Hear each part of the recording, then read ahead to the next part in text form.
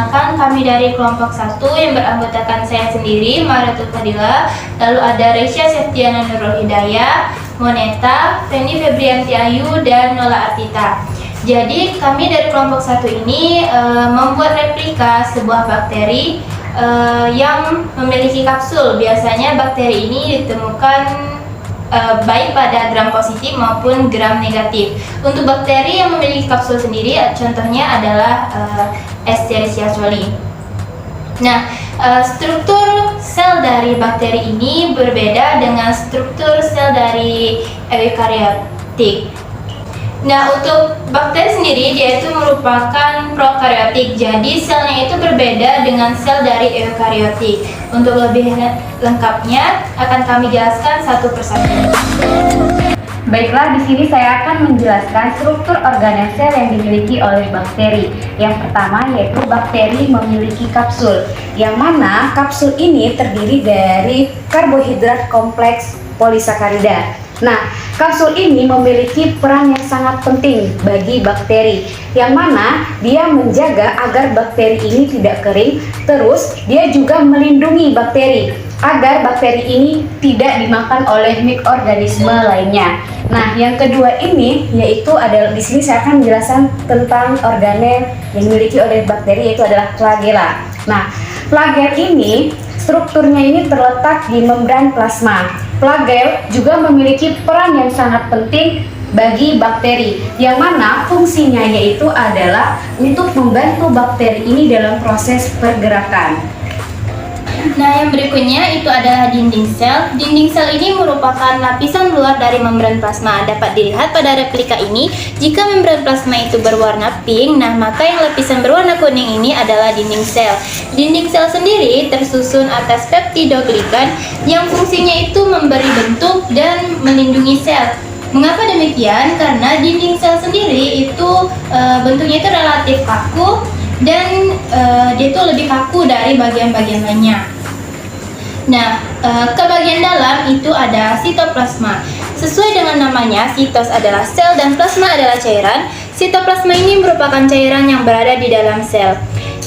Sitoplasma sendiri itu tersusun atas koloid yang mengandung molekul organik seperti karbohidrat, lipid, dan sebagainya.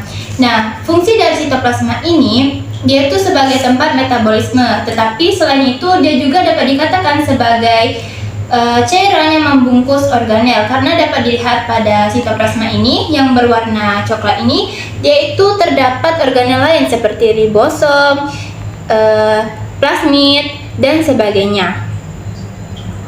Baik, yang selanjutnya ada membran plasma. Nah, membran plasma seperti yang dilihat pada replika itu terdapat pada lapisan ketiga dari kapsul dan dinding sel. Nah, membran plasma ini tersusun dari fosfolipid dan protein. Seperti yang kita ketahui, fosfolipid sendiri itu merupakan susunan yang mana salah satu susunannya ada yang bersifat hidrofobik dan satu susunannya itu bersifat hidrofilik. Nah, karena tersusun dari fosfolipid sendiri, sehingga menyebabkan membran plasma ini sebagai pengatur dari keluar masuknya zat dari dalam ataupun keluar sel. Nah, selain itu, membran plasma ini juga sebagai tempat dari beberapa reaksi seperti oksidasi yang terjadi pada proses respirasi dan juga sebagai penerima rangsangan dari luar sel. Nah, kemudian ada DNA plasmid. Nah, DNA plasmid merupakan kumpulan dari materi genetik yang bentuknya sirkular. Nah, DNA plasmid sendiri ini bisa dikategorikan sebagai pembeda antara sel prokariot dan sel eukariot, di mana hanya sel prokariot yang mempunyai DNA plasmid. Nah, bentuk dari DNA plasmid ini seperti yang dijelaskan di awal yaitu sirkular, di mana bentuknya itu seperti lingkaran, berbeda dengan organisme eukariot yang mempunyai struktur materi genetik berupa linear. Nah, mengapa DNA plasmid pada bakteri atau sel prokariot ini berbentuk sirkular? Karena pada saat perpilinan dari DNA plasmid ini sendiri itu terpilih dari enzim yang bernama topoisomerase, di mana enzim ini membuat susunan dari DNA plasmid berbentuk lingkaran. Lain halnya dengan organisme eukariot, di mana organisme tersebut sel DNA-nya Lain halnya dengan organisme eukariot, di mana DNA-nya atau materi genetiknya itu tersusun atau terpilih dari protein histon, di mana protein tersebut akan membentuk pilihan-pilihan berupa bentuknya itu seperti kromosom sister kromatid. Nah, fungsi dari DNA plasmid ini sama dengan materi-materi genetik lainnya sebagai rekayasa genetika atau pertukaran materi genetik. Kemudian untuk bagian selanjutnya itu ada nukleolit. Nah, pada sel prokariotik mereka tidak memiliki nukleus sebagai tempat tersimpannya materi genetik yang ada pada eukariotik. Namun, pada sel prokariotik itu terdapat suatu daerah yang dikenal dengan nukleolit yang tidak dikelilingi oleh membran dan tidak mengadakan mitosis dan meiosis. Nah, struktur dari nukleolit ini sendiri itu adalah suatu massa amorf atau tak terbentuk yang lobuler yang terdiri darinya banyaknya kromatin yang fibriller. Nah, nukleolit ini sendiri itu terdiri dari molekul DNA yang membentuk suatu kromosom. Kemudian untuk selanjutnya yaitu ada badan inklusi.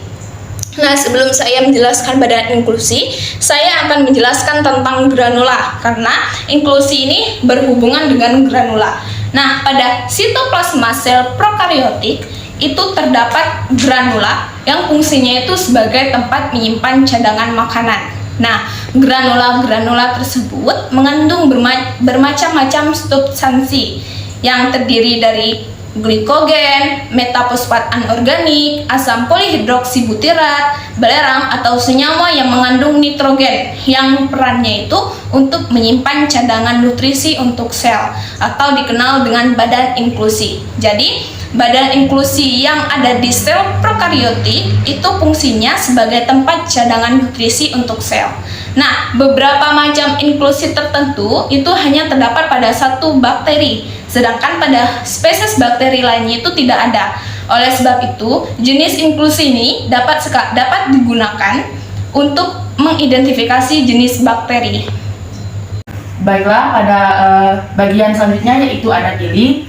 Pili merupakan organel yang berbentuk tonjolan kecil yang menyerupai rambut yang muncul dari permukaan sel luar dan lebih pendek dari flagela. Kemudian fungsi dari pili ini sendiri yaitu untuk membantu pelekatan sel pada substratnya, dan juga pili berfungsi sebagai penghubung saat konjugasi, di mana dua bakteri yang bertukar fragmen DNA-nya. Dan juga pada bakteri patogen, pili ini sangat berfungsi. Jika tidak ada pili, maka tidak akan terjadi pelekatan pada bakteri atau kehilangan kemampuan untuk menginfeksi sel inang.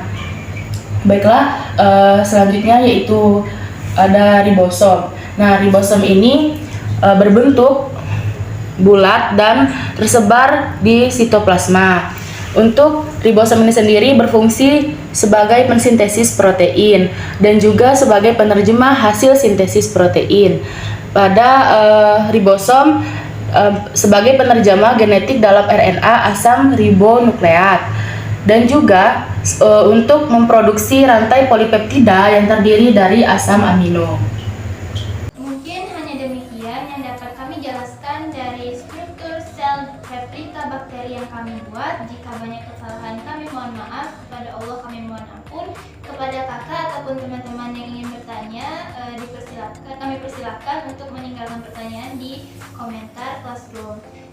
Mungkin hanya demikian saja. Kami dari kelompok 1 mengucapkan terima kasih. Wassalamualaikum warahmatullahi wabarakatuh.